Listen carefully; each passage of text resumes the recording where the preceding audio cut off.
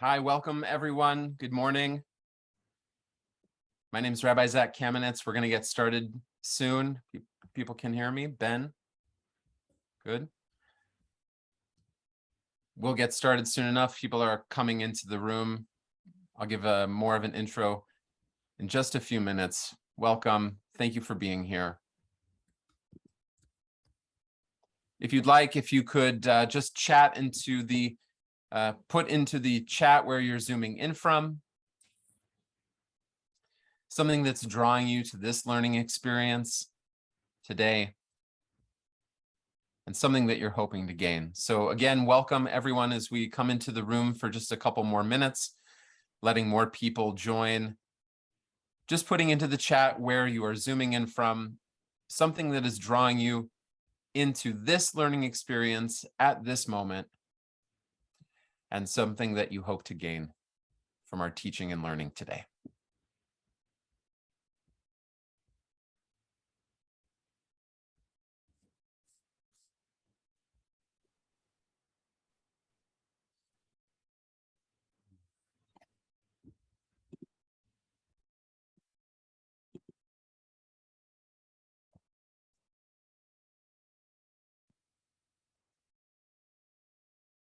Once again, an international audience of seekers,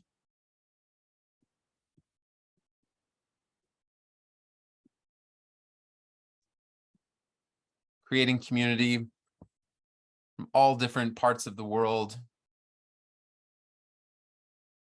all different places in our lives.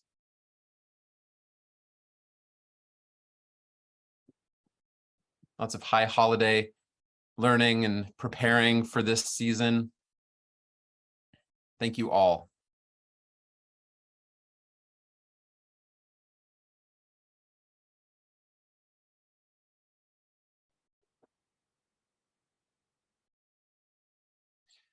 Well, I want to welcome everyone. Everyone is here and more people will join.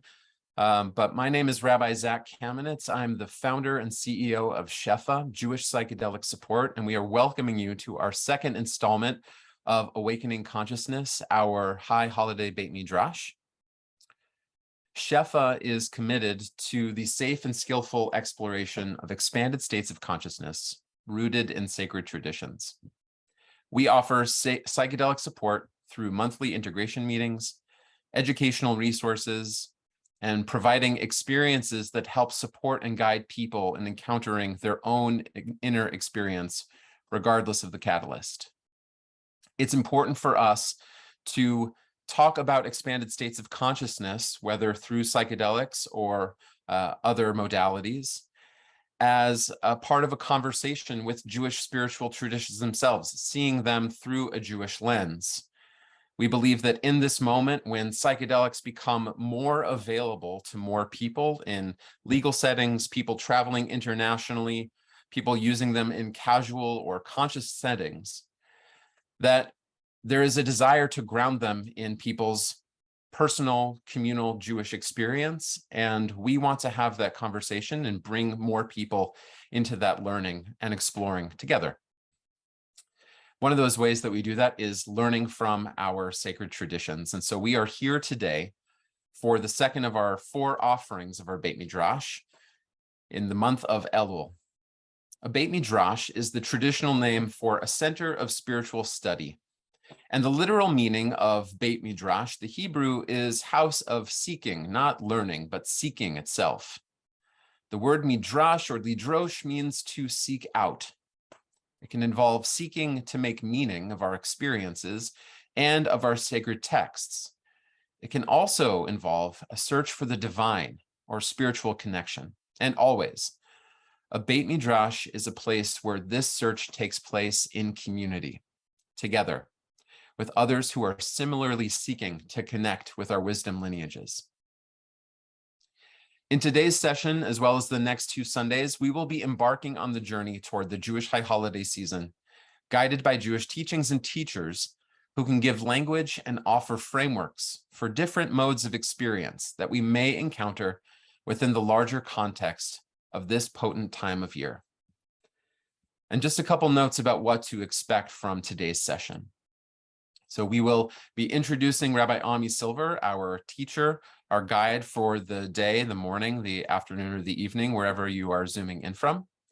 It will include some traditional text study, and Ami will also be offering an experiential practice, how to turn the words of our tradition into the experiences in our own bodies and minds. There will also be an opportunity for going into breakout rooms, reflecting with other people who are here in the Zoom, being able to think out loud, ask more questions, meet more people who are on similar journeys.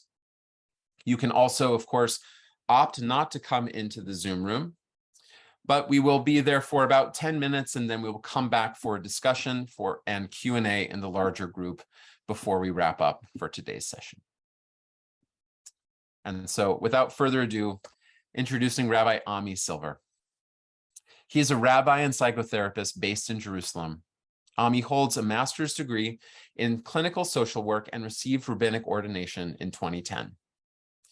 He maintains a private practice and is involved in psychedelic-assisted clinical trials approved by Israel's Ministry of Health. Ami is devoted to the interface between Jewish teachings, practice, and transformation. And for years, he has led experiential groups in text study and spiritual practice.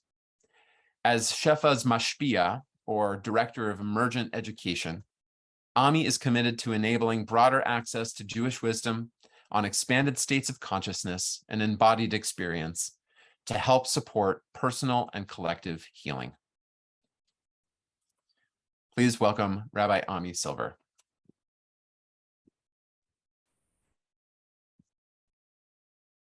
Okay, hi everybody. Shalom, welcome. It's wonderful seeing, first of all, just some familiar faces here. Hi to everybody. It's equally wonderful seeing unfamiliar faces, not yet familiar faces. Just reading some of the notes people left in the chat here.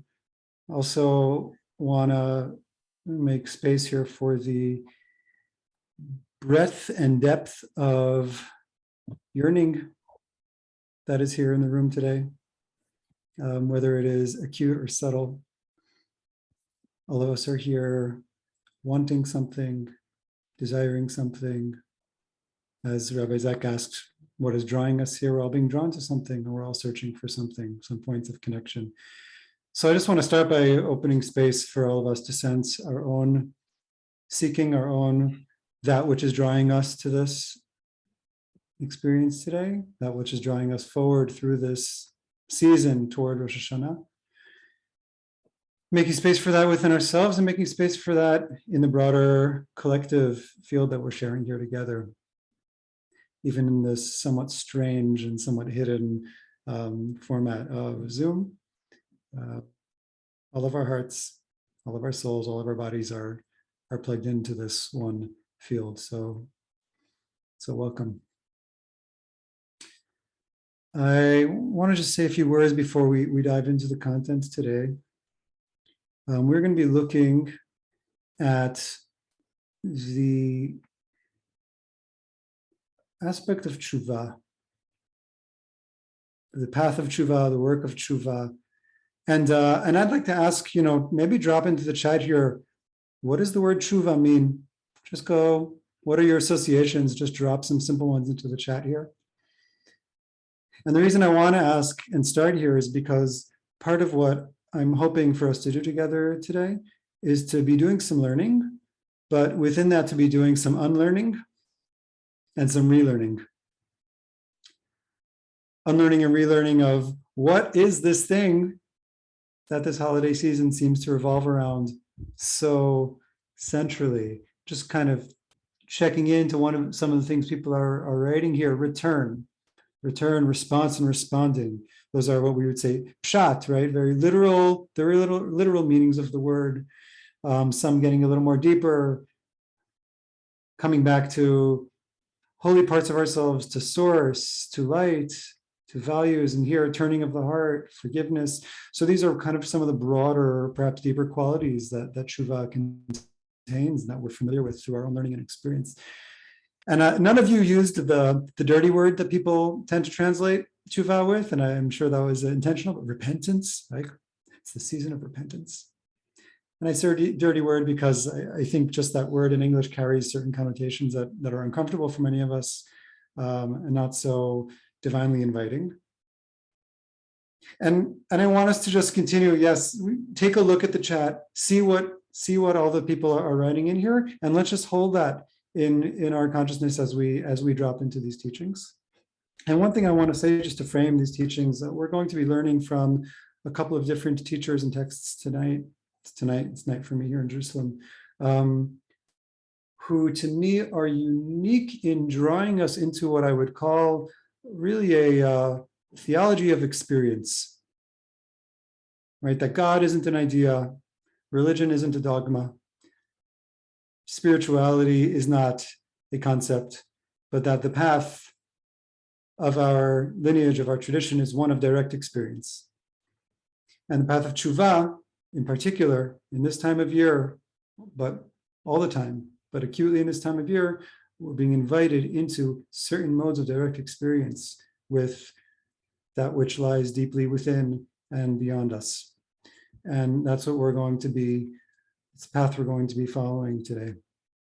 So I will share my screen here, and I'll also be sharing in the chat here the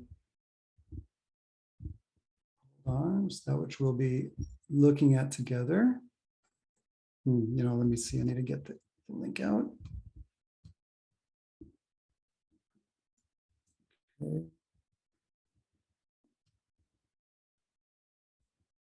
Sorry, just sharing the file with everybody. That should work. And here we go. Okay. So yes, life breathing through us, a new paradigm for teshuvah. And life breathing through us, even just that name, is anything but conceptual. I want to begin with a basic rabbinic teaching, a fundamental rabbinic teaching, which is that teshuvah kadma la'olam. The sages of the Talmud and the Midrash teach that there were a number of things, energies, phenomenon that preceded the creation of the universe. And one of them is teshuvah. One of them is teshuvah. And I'm retaining the word in its Hebrew, specifically because of some of what I began mentioning and some of what we saw in the chat. It doesn't mean one thing.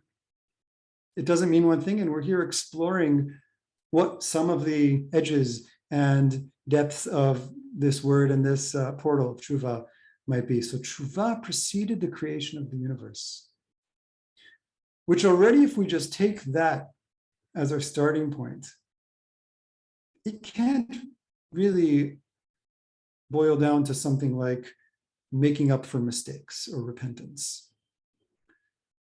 Teshuvah preceding the creation of the universe means that it's something that exists at a core level of existence. It's not a response to accidents of the human condition, nor is it merely a second chance to make up for things that were missed opportunities or that we messed up on. It must be something deeper than that. It's bringing this image for us to begin to contemplate what teshuvah might mean. It's something that exists in deep space. It's something that touches a core energy that precedes even what we know as our created world of phenomenon in life.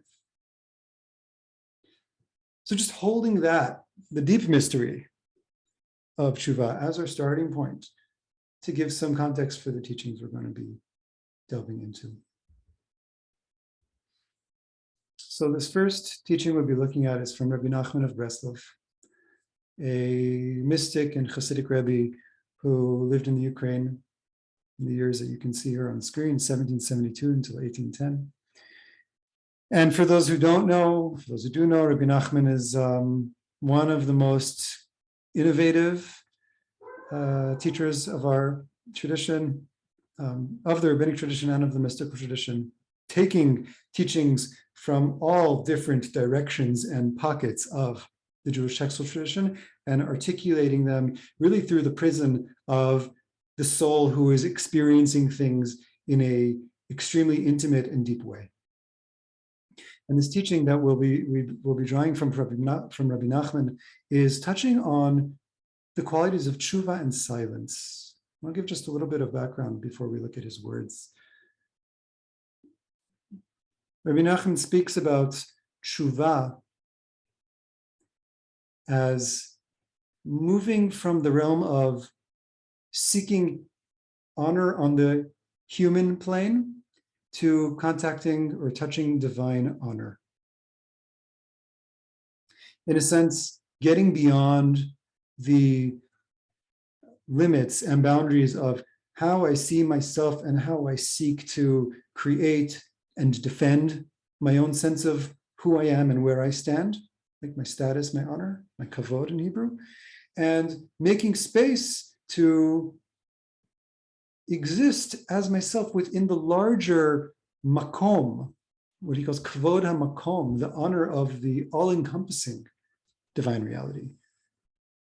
Right, and even as I say those words, you might sense that a kind of loosening or dissolving of permeable boundaries being created of, oh, I'm existing within a much larger reality than just those confines, those delineating borders of myself and who I am and what I seek to preserve and defend about myself, but casting myself, positioning myself in something much larger and more encompassing. And here, and Rabbi Nachman says before we dive in here, that the main practice of teshuvah is connecting with silence, is connecting with the place of quiet. And here we go into Rabbi Nachman's words. He says, before engaging in teshuvah, a person does not yet have being. It is as if they do not yet exist in the world.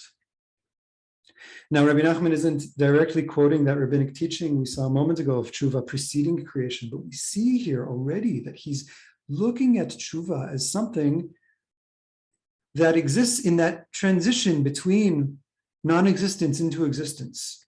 Right? Before teshuvah, I do not have being, I do not yet exist in the world. And when one sets out to purify themselves and engage in teshuvah, they embody the quality of ehiyeh, which we'll get to. They are ready to exist in the world. Teshuvah is bringing me from, in a sense, a certain kind of pre-existence into existence, a certain kind of non-being into being, a not yet being into a process of becoming. Rabbi Nachman identifies the process of teshuvah with the divine name ehiyeh. Ehiyeh, which in Hebrew means I will be. This is the name that, if you recall at the burning bush, when Moses asked God, okay, but can you tell me your name? That God said, Ehiyeh asher ehiyeh. I will be that I will be. And Rabbi Nachman takes this divine name ehiyeh, in a sense, as the divine name associated with the process of teshuvah, because ehiyeh is expressing a willingness to begin to become something, a readiness to exist in the world, as if to say, in his words, I am ready to become. Ehiyeh. What is the meaning of saying I will be, of ehiyeh, of that divine quality, ehiyeh? The meaning of that, the impact of that is, I'm in a state of readiness. I'm ready to become. I will be. The place I am right now is the place of will be, which again is the place of I'm not yet, but I'm not frozen and stuck in not yet. I am dipping into that process of becoming. I am ready to become. And he brings, it's a quote from the Zohar, from the primary text of Kabbalah, Ana zamin lemehave, in Aramaic. I'm ready to become. I'm ready to exist. Rabbi Nachman goes on, and here we'll see his very unique associative style of teaching. He says, this is an aspect of the Sefirah of Keter. And I'll give a very brief, and for those of you who aren't familiar with the Kabbalistic tree of life of Sefirot, then maybe look at it, look into it after this session. I'll just do a very, very slight explanation of what he means by this. You can see the image to the right of the screen is a very basic image of what's called the 10 sfirot, the 10 divine qualities, the foundational portals of the qualities of existence in divine creation and unfolding that also make up in a kind of holographic way all levels of creation in the Kabbalistic perspective. And Keter, which means crown. Keter, which means crown, you can see at the very top of that tree of life. It's the place where non-existence enters into existence, where that which transcends existence begins to awaken the first stirrings of something that will be. Again, in line with what Rabbi Nachman's already been speaking about. I will be, I am ready to become Ehiyah. It is an aspect of the sphera of Keter, of the crown, he says, because Keter means to wait, which is an aspect of teshuvah. Okay, so here Rabbi Nachman's already starting to give a creative twist. Keter isn't just a crown. He says it actually has something to do with waiting. Which, if you remember beforehand, Rabbi Nachman was saying, teshuvah has something to do with a kind of quiet, a kind of silence, a kind of not yetness, which here he's relating to waiting, which he says itself is an aspect of teshuvah. Let's go on. He's going to illustrate this now through a Talmudic parable, as our sages taught. One who seeks purification receives support. There's a quote from the Talmud. Talmud says, "Habal teher misayin lo." Somebody who comes and seeks purification, cleansing, they receive some kind of divine support. And they give now a parable. It's like a person who walks into a shop to buy fragrant oil. I'll actually tell you the full parable. The full parable is that there's an oil merchant who sells some crude oil with a very disgusting smell and sells beautiful smelling perfumes. When the person comes in to buy the crude oil, the merchant says, okay, just go measure it out yourself and leave money on the counter. But when a person comes to buy the perfume, the beautiful fragrant oil, the merchant says, wait for me to measure it out with you so that you and I can be perfumed together. Somebody who comes to buy beautiful fragrance, the merchant wants to handle it with them, to receive that kind of perfuming, that besamim, together with the person. And again, what the merchant tells the person is, wait for me. Wait for me. This is the quality Rabbi Nachman's identifying, waiting. This, he says, is an aspect of Keter, as it's written. This is from the book of Job. Wait for me a little bit, then I will speak to you. Or in the Hebrew, katar li ze'ir.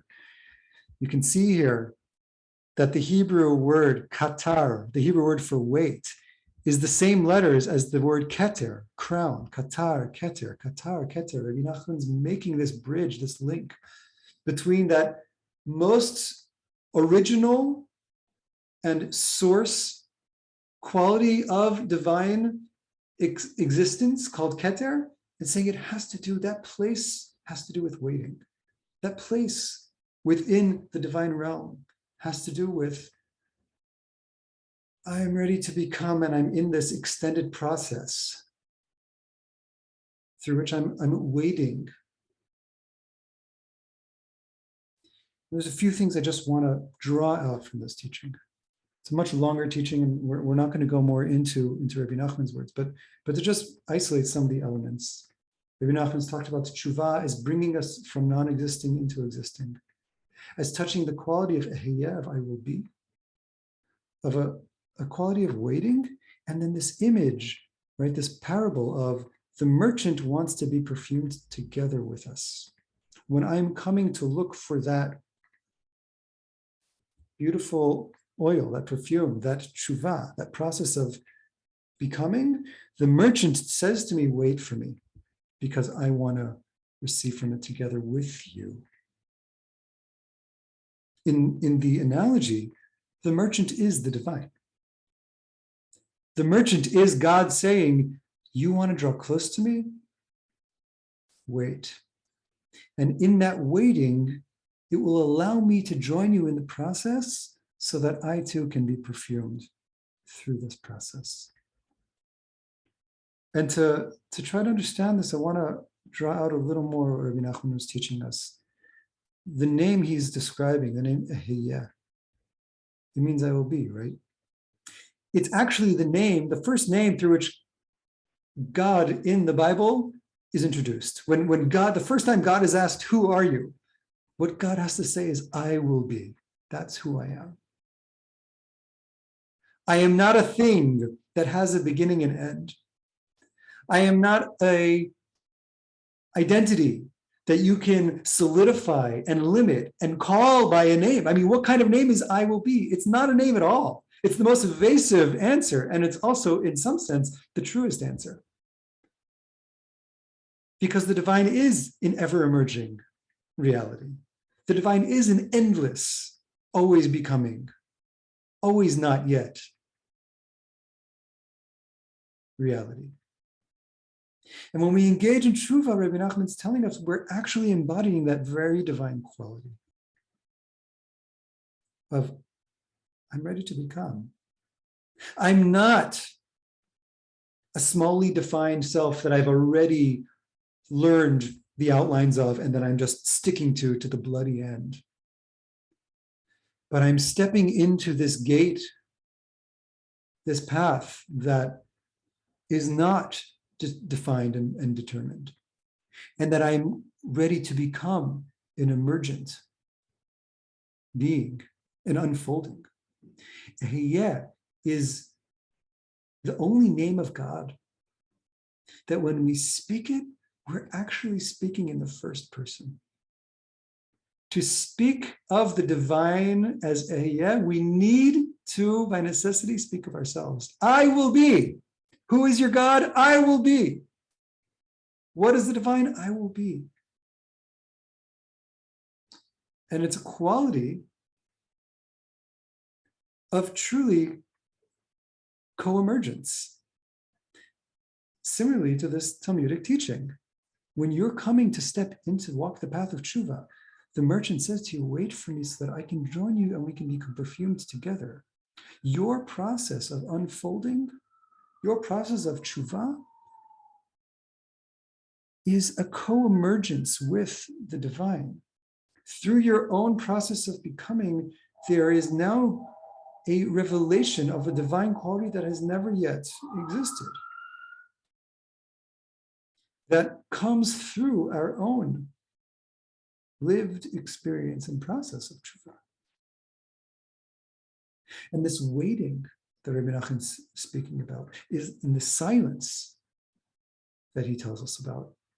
It's that place where I'm not, on one level, waiting is very simply put, I'm not just going on my automatically learned reactions to things. I'm bringing the quality of pause into my life. I'm taking a moment to stop and not know what this next moment calls for or what will emerge from here. I'm allowing a process of emergence to unfold. That's the waiting. In that waiting, in that quiet, in that touching that place that has not yet been defined, I'm allowing for this co-becoming to begin to take place. And I'm partnering with this unfolding divine reality.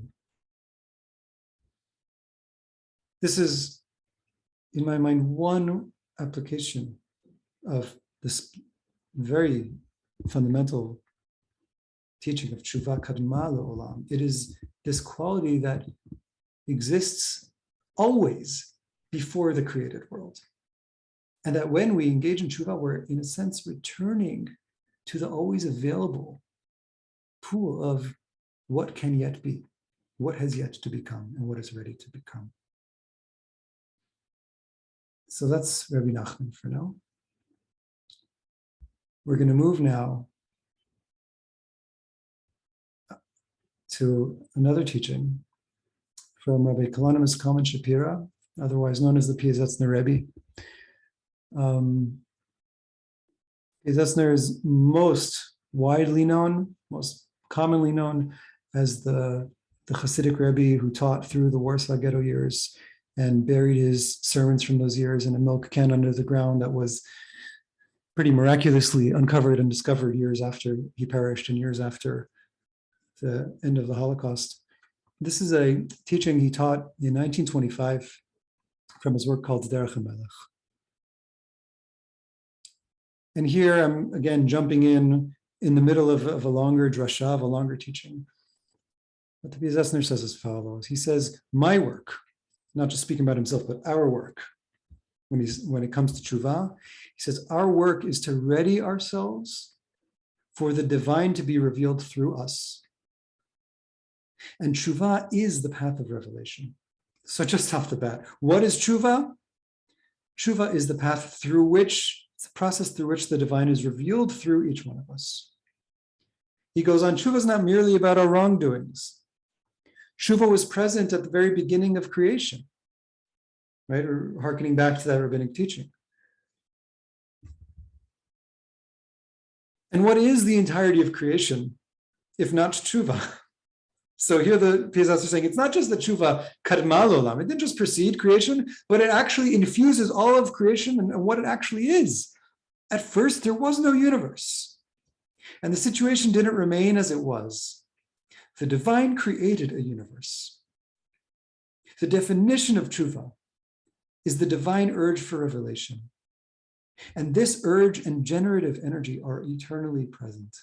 What the Piaseczner is saying is that teshuvah is that which urges creation forward. It's the most primal engine of the creative process in the cosmic sense, in the divine sense of what the Zohar says, God creates a world so that I will be known, so that I will be revealed. And he'll get to the personal, but within ourselves, teshuvah must also be this urge of being revealed, this urge toward an unfolding. Right? And even look at what is creation if not teshuvah? There was no universe and things couldn't remain static. The divine caused the universe to emerge. That is the definition of teshuvah as far as the Piaseczner is concerned.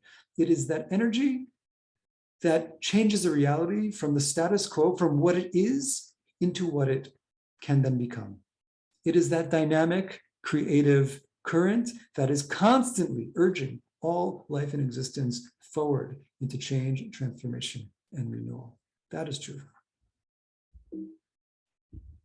Goes on.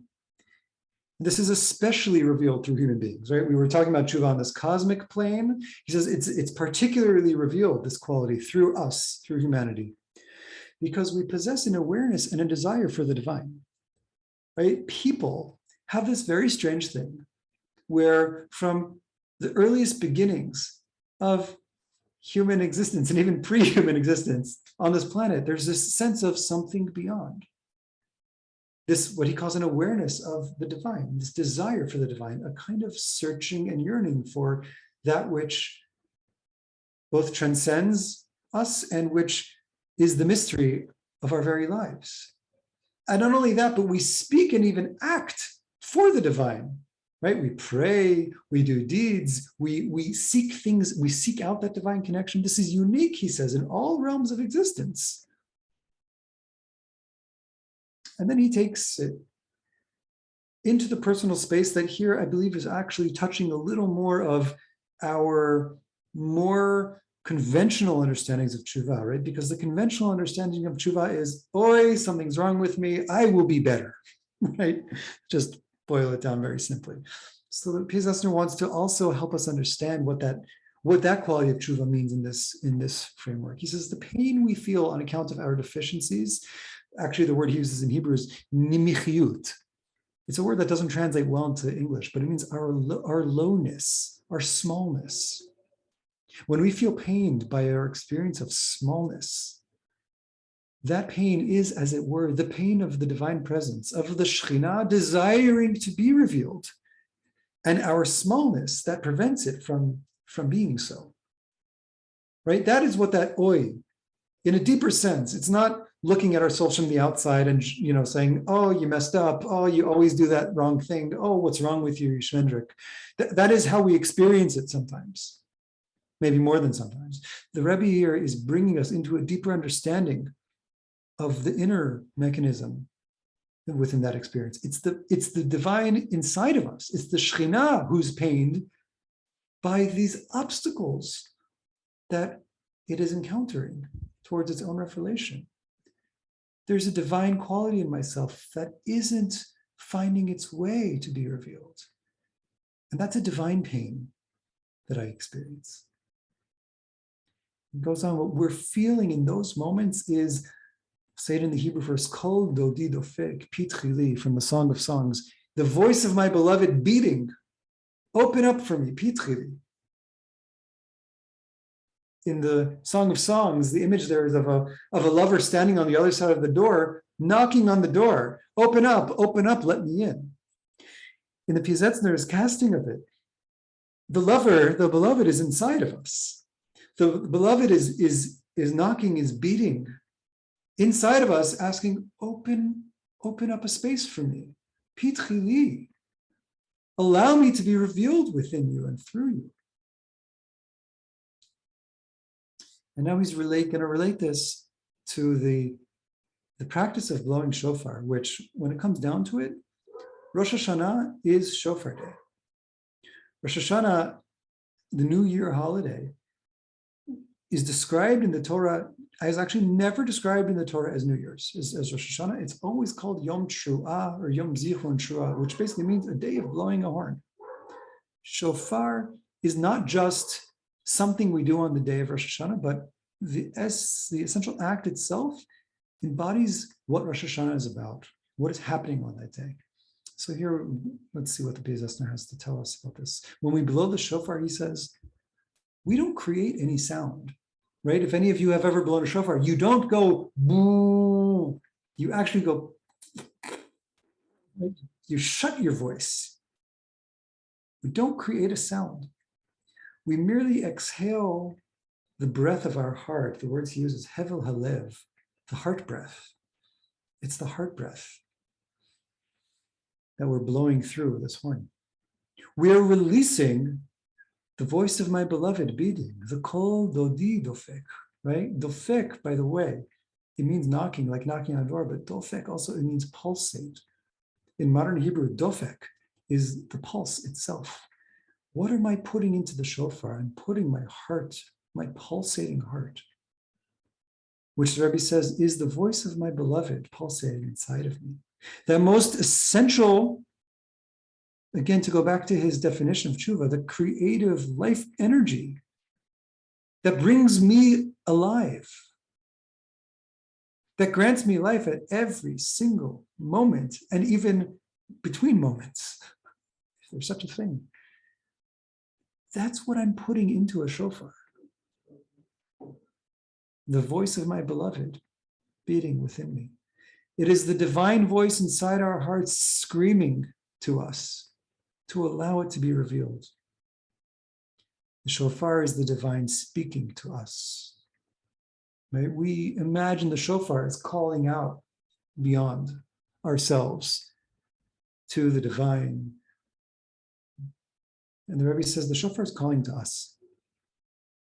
The shofar isn't our voice calling outward. It is the divine voice within us calling inward, asking us to open up ourselves, to open up a space for it to be revealed through us. Goes on, he says, the shofar is a medium of divine revelation, right? It's not an accident that this practice is done through the shofar. At the revelation at Sinai, right, the most powerful collective moment of revelation, it says, Kol ha-shofar chazak me'od, there was a sound of the shofar, a very powerful sound of the shofar there. By the way, in the biblical narrative, it's not that people are blowing horns, it's that just the moment of revelation, of divine revelation, is accompanied by a powerful shofar blast. And likewise, in the future, the prophet Zechariah says, on that day, God will sound the great shofar, the shofar gadol yitaka. Right? This is the kind of redemptive shofar that will be signifying the ultimate revelation of a redeemed world. So the Piaseczner is bringing these images here to show us shofar and revelation go hand in hand. In fact, he doesn't bring this teaching, but the Zohar teaches that creation itself, right? In the biblical narrative, creation happens through divine speaking, right? God says, let there be light. God says, let there be heaven and seas. Let there be life, plant life, animal life. The Zohar says that the voice of creation is produced by a shofar. Right? Again, teshuvah kadma le'olam. The energy of teshuvah is that seed energy that brings creative force into being revealed through that process of unfolding and revelation. Shofar is the medium of revelation. And for this reason, he says, when we blow the shofar, we recite the blessing, lishmoa kol shofar, to hear the sound of the shofar. This is actually the question he starts the whole teaching with. Why is it that when a person gets up on Rosh Hashanah to blow the shofar, they make a blessing to hear the sound of the shofar, rather than litkoa, to blow or to blast the shofar? It's a very reasonable question. But he says, it's a very simple answer. It's because the sound of the shofar is not our own, right? This isn't our voice. We're not producing the voice. Rather, it is the compassionate one speaking. Here he's quoting a Talmudic teaching, Rachmana Amar Tik'u, the compassionate one, the divine compassionate one, is speaking the sound of the shofar, is communicating, is voicing the shofar to us. It is the voice of divine compassion that comes through the shofar, not our voice. And so we're blessing to hear the sound of the shofar. By making that blessing, our intention is that from this moment on, we will continuously be listening for the divine voice inside of us and allow it to be revealed. Lishmoa kol shofar. Our orientation toward shofar is to listen for that divine voice, that divine life force. It is produced through what he calls the hevel halev, the heart breath, the beating heart, right? Which is our most fundamental place of touching being alive. Right? At every single moment, what is available to us as a return to the very essence of being alive and being given life in this moment? It's the heartbeat. It's the breath. Most essential ways in which the divine source is enlivening us, is granting us existence, to bring Rabbi Nachman's language back in here. That beating heart inside of us is the voice of our beloved, asking to be revealed, not externally, but through our very being. I want to add a piece here to what the Piaseczner is teaching about the shofar as a medium of revelation, and the shofar as a related to teshuvah and this very primal energy of creation. We just think for a moment of what is happening when we blow a shofar, what the elements of this ritual are. Is we're holding a hollow horn, bone basically. And just as material as you can get. And we're blowing air through it. We're blowing breath through it.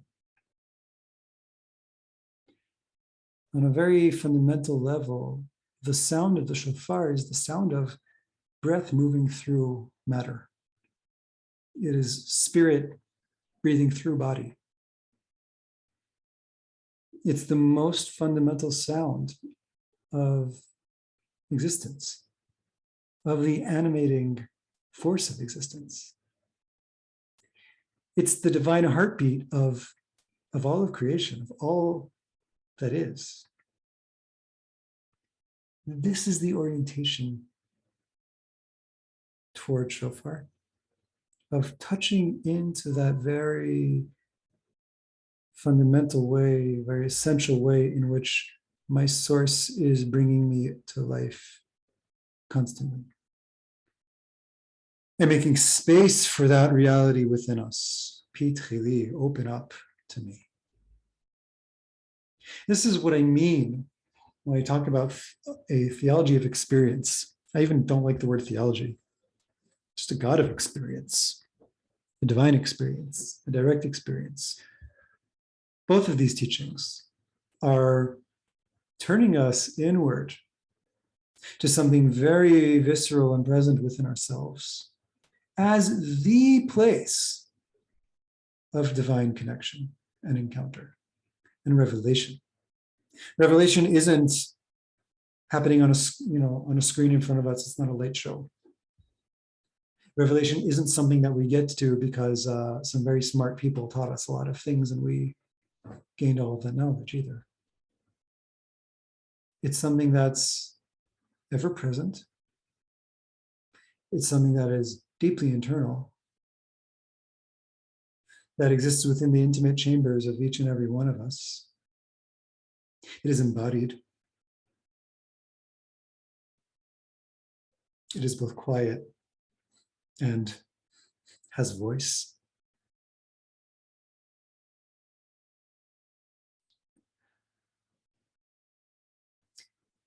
And teshuvah is our invitation into that quality of encounter with our source. Right? All of the beautiful things that were written in the term, returning to our source, returning to that essential light that creates us. How do we take that out of the conceptual and contact it within our own experience? Piaseczner Rebbe Nachman are bringing us into two different invitations toward that. The place of silence, of touching quiet inside, of taking pause, as Rebbe Nachman taught, waiting, the crown of waiting, right? The keter, of touching a place where I can just sense and say to others, I'm ready to become. I'm not yet, and I'm not yetting right now. And I'm willing to engage in that process of becoming something that will emerge and being with that deeply. And for the Piaseczner,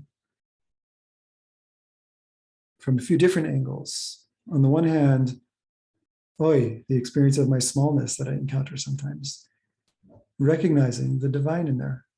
There's a Shekhinah right here asking to be given space. Having a hard time finding it. Let's be with her. Let's be with that divine voice in me. It's a divine voice in me that I contact there. And here too in shofar, the deep listening to my own pulsating heart, to my own breathing, to the sound, the subtle sound of creation within that very loud sound that is echoed by that loud sound of the shofar, awakening me to that subtle sound of creation. I'll just say on that last note, it's brought in the prayer Unatana Tokef, which some of you might be familiar with. It's a kind of haunting, intense prayer of the high holidays. The language is Uva shofar gadol yitaka, God will blast this great shofar, v'kol dmama daka yishama, and a subtle and silent voice will be heard. The great shofar will be blown and the silent, subtle voice will be heard. Right? How does that happen? How does a loud sound allow us to hear a quiet, subtle sound? I believe it's part of what the Piaseczner is pointing us to. Feeling life flow through me, animating all of this at every moment. Especially Rosh Hashanah, Hayom Harat Olam, it's the day of the conception and creation of the whole universe. It's a day where I can not only contact this divine enlivening within my own body and self, but I can continue to bring it into all the realms of my awareness of all of creation, from the particles in the air to the clouds of dirt, to the flies and the cobwebs and the chairs and the lighting and the people and my loved ones and countries of the world and creatures all over the world and people all over the planet. It's a day to expand the realm in which I allow that divine awareness to open up within me and to really make space for the divine animating force of creation. I'm going to take us off of share screen here.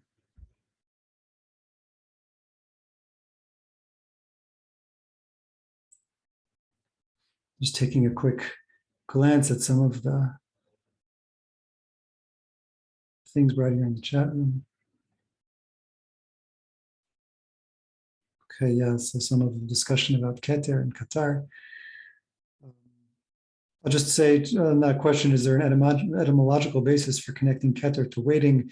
Rabbi Nachman is a poet par excellence. He doesn't need an etymological link. He's surfing with and writing with the Hebrew letters and roots, which is one of the fundamental mystical practices of the tradition. Okay, what I'd like us to do here now is to take some time together to practice. And I'm aware that there's a lot packed into these teachings and they're dense and multi-layered. And we're going to have a short time to just taste one form of practicing some of this, and with an invitation really for all of us to go where we are led with these teachings, to let them play out and integrate within us in the way that feels right. And even in my guiding practice here, it's all invitation. What feels good, what feels not good. You have the choice what to go with, and what to not go with. So I'll actually bring us back into the share screen just to map out some of the practice we'll do here together. It'll be about 10 minutes, 8 to 10 minutes. We're going to be practicing some just embodied contemplative practice with the phrase Ehyeh, with I will be, with the practice of being with that quality, what Rabbi Nachman calls waiting, but being with the quality of I will be. With the meaning and the phrase of Ana Zamin Lemehave, I'm ready to become, and touching into that quality of readiness. And in a very beautiful way, if we just look at that divine name of Ehyeh, Ehyeh, Ehyeh, there's a kind of breath to it. All of the divine names, the Yud Kei Vav Kei, is also just sort of a vocalized breathing. And in a sense, we can practice Ehyeh by breaking up the and the yeh into an in-breath and an out-breath. While makes a sound, and aleph is actually a silent letter. And hey, which is in both parts of this name, hey is the sound of breath, is so the aleph hey of Ehyeh is the in-breath, is the silent, and then the silent aleph, and then the hey filling lungs or stomach or diaphragm with breath. And then Yud-Hey of the out-breath. You can even sense often in an out-breath, whether you're breathing through your mouth or through your nose, there's a moment where the throat constricts very slightly, almost into a Yud, right? If I were to silently vocalize a Yud, there's a kind of slight contraction of the throat that then allows for the hey to come out, the out breath. So breathing in aleph and hey, and breathing out yud and hey. So I'm going to bring all of these elements into the practice here, and again with an open invitation to go with what feels like you can stay with and what feels good to each of us. I invite us to, you can turn off your screens if that's more comfortable. I don't know if people can even see each other in the format here or not, but you can keep your screen on or turn it off, wherever it feels right. And let's begin by just drawing our awareness to our self in space right now, right? We've been perhaps focused on the reality on this screen, but let's return first and foremost to our body in the physical space we're in. You can even take a moment to just let your eyes wander and let your body orient in space. And bring some awareness to the body's posture.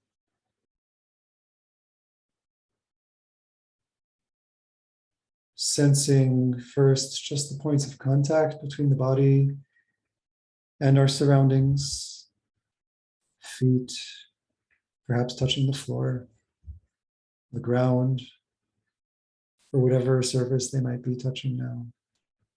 Just sensing that touching and that contact. Sensing the hands, the energy, perhaps tingling or subtle movements in the hand, temperature of the hands, any contact the hands might be making with parts of your body or with any surfaces. Just sensing and feeling into the contact. Sensing the bottom of our body and our back touching the surface we're sitting on. Being supported here, the weight of our body supported by a chair or couch or cushion.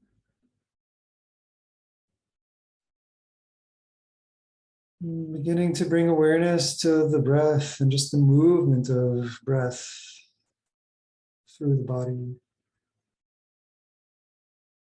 Allowing the breath to move at its natural current form and pace. And really opening ourselves to sense and feel it.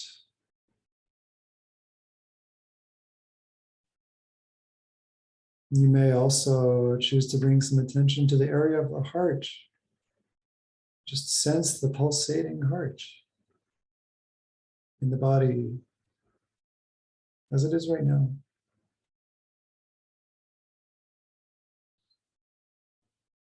Allowing ourselves to settle into the inner realm of our experience of the body and the breath.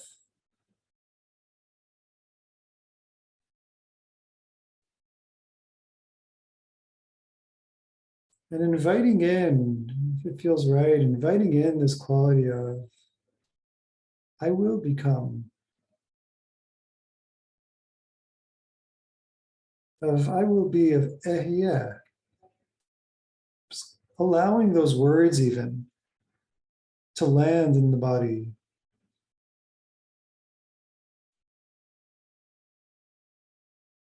In a sense, entering into this space of inner awareness without knowing what it will be moment to moment. Allowing ourselves to ride with the emerging process of becoming of the constant moment.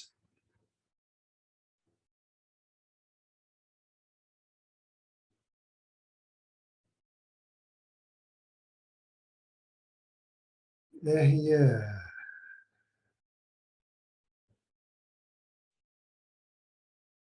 Ehyeh.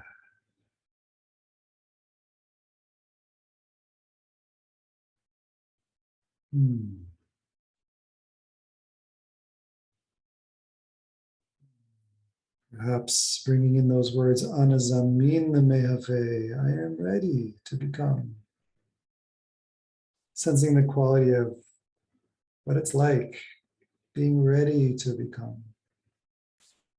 Not needing to arrive, not needing to hold on to what was, to the familiar past or even moment ago.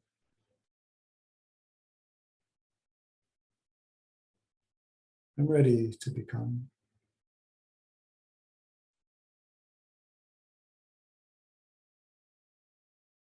And if it feels right, inviting you to breathe in and breathe out and breathe with the divine name of Ehyeh. The Aleph, and silent Aleph, and then Hey as air enters into the body. The small emergent Yud, and then Hey as the air moves outward through and out of the body. Allowing the breath to be our process of becoming.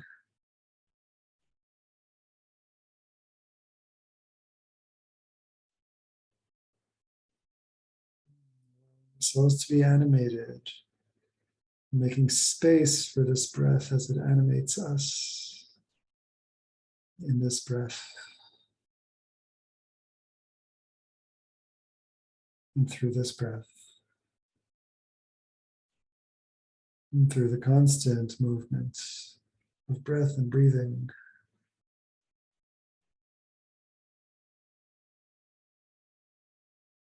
Spirit animating body. Small, subtle, quiet voice of life breathing through us.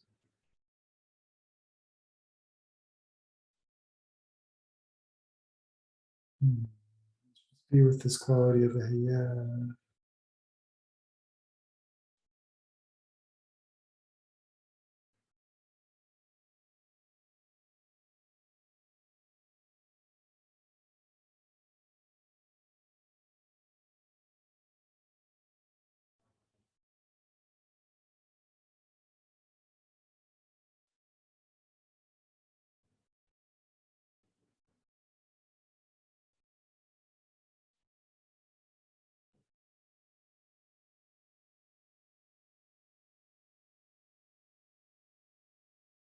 Noticing even where we might feel a need or an urge to define or confine and identify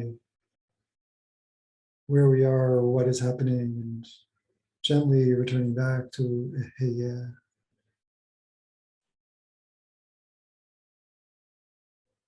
It will be.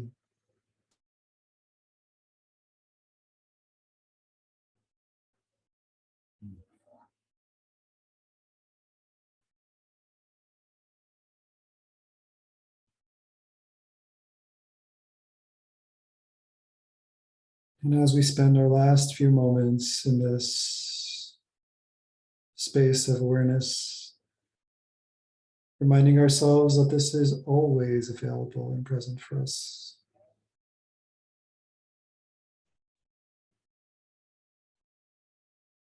Always ready for us to enter into and invite in the voice of the beloved, asking us, waiting for us, waiting with us, ready to become with us.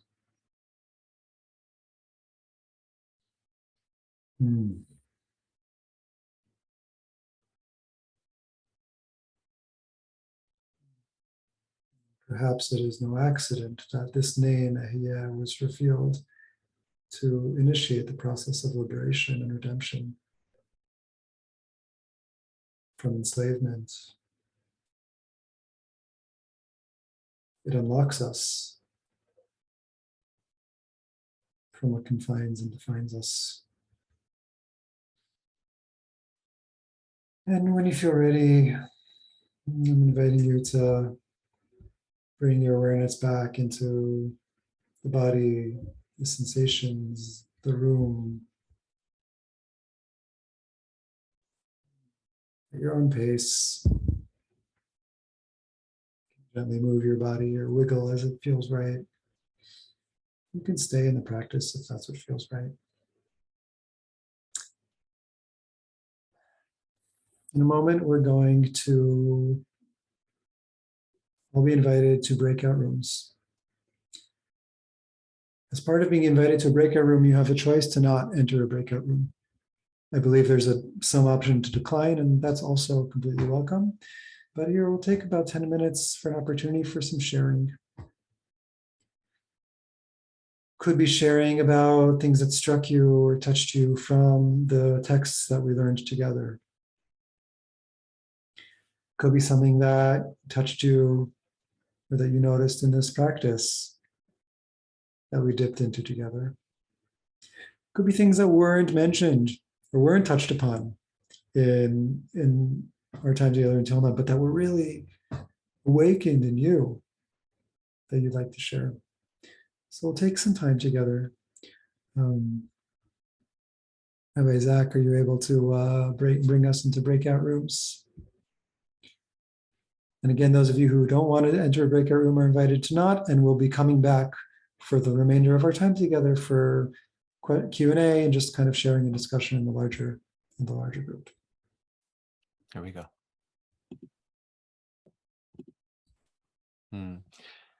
Welcome back to this session. I hope that the conversation was rich, and unfortunately, we have to move into the next piece. Even with 3 minutes, 1 minute, there's always more to say. So I appreciate that. We're going to moving now into some question and answer, some Q&A, some sharing and discussion. So the best way that we have found to do this initially is that if people have questions or reflections toward Ami, either about the texts, the sources, the traditions that we learned today that Ami presented, something that Ami said with reference to these sources or in general, or the practice that Ami also shared. This would be a wonderful time to formulate that question or reflection in yourself and to share it in the chat. I will say that I'm very moved by what I'm feeling from Ami's teaching about the Torah of preparation. Right? If psychedelic experience is divided into arbitrarily into these 3 sections: preparation, exploration, and integration, what could be an authentic way to approach that moment, even if it's not psychedelic, if it's preparation for anything? But specifically here, when talking about psychedelic experience or experience with expanded awareness, how might I approach that moment? And I think through the Piaseczner, through Rabbi Nachman, through our own lived experience, I have a new way of thinking about these things. So I'm going to thank Ami for that, and maybe explore a little bit more through the chat and through what's coming out. Maybe we'll start here with one question. If breath, this is from Mark and Tiferet, if breath flows through the matter of the shofar and breath is flowing through me, am I is my life a shofar? Wow, what a powerful question. I wonder, Ami, how you might reflect on that and build upon that just tremendous idea that is being shared with all of us. Thank you, Mark and Tiferet. It's quite an image. It's quite an image. Zac, I don't know if you remember this, but in the last couple of years, in one of the COVID Rosh Hashanahs, I made some clay shofars with my kids. And I made one in the shape of a human being and sent you a picture of it. Yes. I mean, I identify with that image. I believe if, the framing of these teachings, I think would say something along the lines of your life can be a shofar if you listen to it. Right? The mitzvah, the invitation, the ritual act is actually one of listening. And to the extent that which we're listening is the extent to which we're hearing the voice.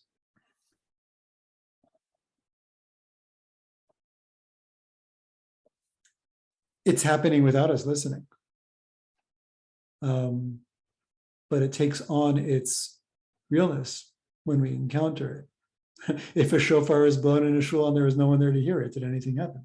It's kind of like that with all of our practices, right?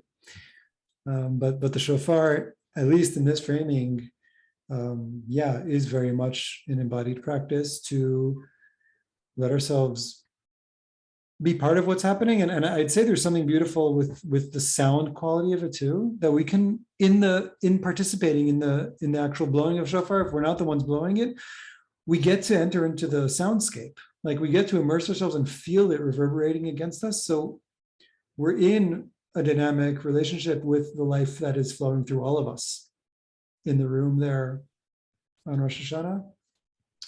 I'll just add that there are all these other associations with shofar that I feel, just because the question is my life a shofar? There are a number of associations between shofar and birth and being born. From the cry, which is oftentimes the first sound that we emit when we enter from the womb into the world, to the rabbinic image of the mother of the general Sisera, who wailed 100 wails over her son's death in battle, which is one of the rabbinic reasons of why we have the 100 wailing sounds of the shofar. It's a mothering wail. And there's another one, which is, if you recall, the midwives in Egypt who were giving birth to Israelite children under the decrees of Pharaoh, their names were Shifra and Puah. And some of the Hasidic teachings relate Shifra to shofar. Shifra, shofar. Again, that energy of bringing us to life, of birthing us. So our lives are a shofar in as much as they are in a dynamic and unfolding emergent birthing. That's at least what these teachings say to me. Thank you. I'm also aware of a practice that I saw once in shul here in Berkeley, actually, many, many years ago, was when Rosh Hashanah fell on Shabbat, and in many communities, shofar is not blown if those 2 days coincide with each other. I think practices vary, of course, but I witnessed people actually calling out the calls of the shofar themselves in lieu of that shofar, the desire to have those sounds, the tekiah, the truah, shvarim, so strong that they did it through their own bodies. So yeah, both and, yes, and here we are. So one question about not what was presented, but what wasn't presented from our friend Josh. Any specific reason, Reb Ami, that you didn't include Rav Kook? Josh, when I saw that question, I smiled. Because Rav Kook is always a voice that can be included. The simplest reason is just the time and space of this teaching and how much text study I felt was appropriate to fit into here. I'm assuming, and I'm happy to hear if you're thinking otherwise, but Rav Kook, for those of you who aren't familiar, he wrote a treatise on teshuvah called The Lights of Teshuvah. And he very powerfully talks about teshuvah as this cosmic evolutionary process, as this energy that urges creation forward in the collective and individual levels, really articulating some of the things that we touched on here today. So further reading is definitely recommended to turn towards the writings of Rabbi Abraham Yitzchak or Abraham Isaac Kook on teshuvah. Many great translations exist online now, also through Sefaria and other places. People are interested in showing up for more. Yeah, going back to the original comment that I had made, Rabbi Ami, that thinking about this in a specifically psychedelic frame, the questions about how one prepares for this. We have indigenous, long time, generations long practices of people preparing for an experience with many different kinds of rituals, holding back from certain activities, certain foods. If you could venture to guess for a moment how you might, if someone came to ask you and said, how do I apply such a teachings that you have shared today as some way that I might approach a psychedelic experience through my therapy or in various countries that I'm going to have something like this happen, what might you answer them? How might they incorporate this Jewish mystical teaching into their own psychedelic exploration? Appreciate that. For me, those teachings, and specifically the practice of ehiyah, whether that's using some of those phrases or just contacting that emergent space of becoming within, are not just for Rosh Hashanah or shofar. Those are year-round practices. As far as preparing for a psychedelic experience, I mean, regular practice of connecting with the inner process and making space for what is emerging to emerge is quite fundamental. Basic embodied mindfulness practices, but here with a sort of spiritual addition. Sometimes like to talk about, for lack of a better term, Jewish meditation, as using the image of, when you put a few drops of food coloring into the whole water turns that color. So when I practice meditation, when I practice being with my breath, when I practice being with sensation and in present moment experience, and I bring a divine overlay into that embodied experience, not just as an idea, but as turning toward my own experience as divine, engoddening my experience, if that is a word. That to me is a very powerful portal for practice and for opening space for expanded awareness and experiences. It is a kind of inner space in which a life of prayer can be emerging there, but really just on a very fundamental level, encountering what is happening inside of me with trust, with openness, with returning to the present emergent moment and not being locked into my predetermined definition of, oh no, this is something to stay away from, or oh no, I need to be going over here. Right? Those are practices that can open us to a psychedelic experience or psychedelically induced experience that can allow what is happening to move through us in a way that has space, in a way that we are open to the process to emerge and not caught by the urge or felt need to fight it or to make it something else. Yeah, that's.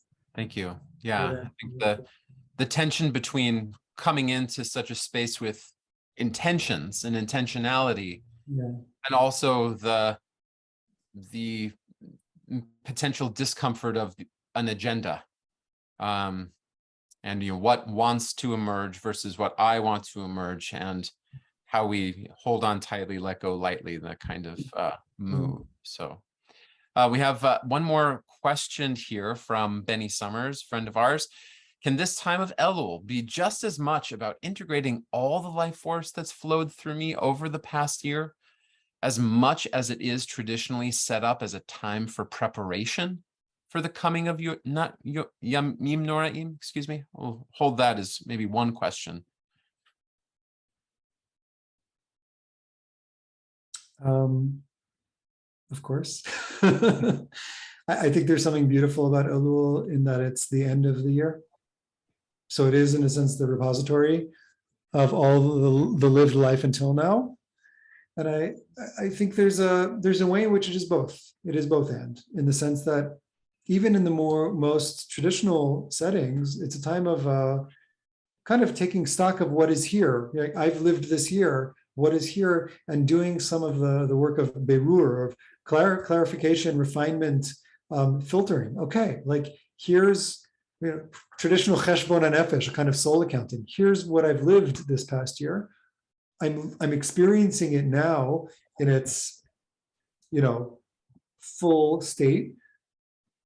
Where am I right now? I'm checking in with my life. Where am I? What do I do with where I've been? Where might I want to turn? That doesn't make those moves easy, but it is that work of both looking back and forward from the present moment. I love the traditional two things.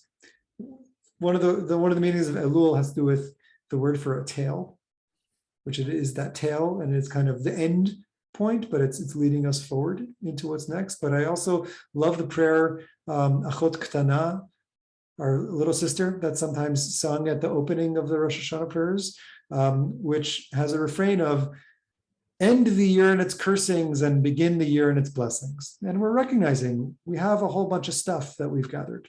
We're not pretending it's anything other. We're actually taking that stuff to be our ship to move us into the blessing of what can come next. Very beautiful. And thank you everyone for your questions, participation, for being here and being ready for what is to come.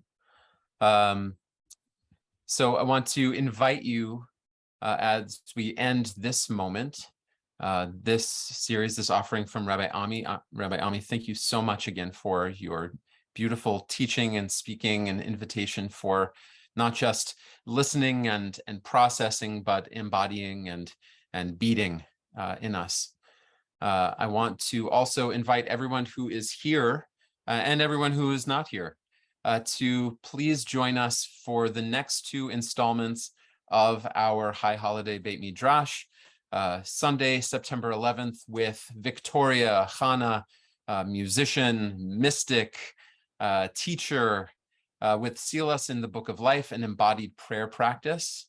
And our final concluding moment with Dr. Melila Hellner-Eshed on September 18th, where she is going to be teaching us Hit Orerut, the call to awakening. So please make sure that you'll join us and invite others who you think would benefit from this teaching or you want to learn with. And if you feel so moved by what you have learned and experienced here today, tonight, later, if you're watching this on the YouTube broadcast, please consider donating to help support others with limited resources so that they may be able to participate in our programming, both in the programming that's happening right now and programming that will happen for the year to come. Thank you again from myself, Rabbi Zac, Rabbi Ami, everyone at Shefa. Thank you for learning with us. Thank you for being with us. And we hope to see you at many more events. So Shana Tova, if we don't speak before that, Happy New Year. May the life that is blowing through us now and forever be a return to our primordial selves, the self that is waiting to receive. Be well.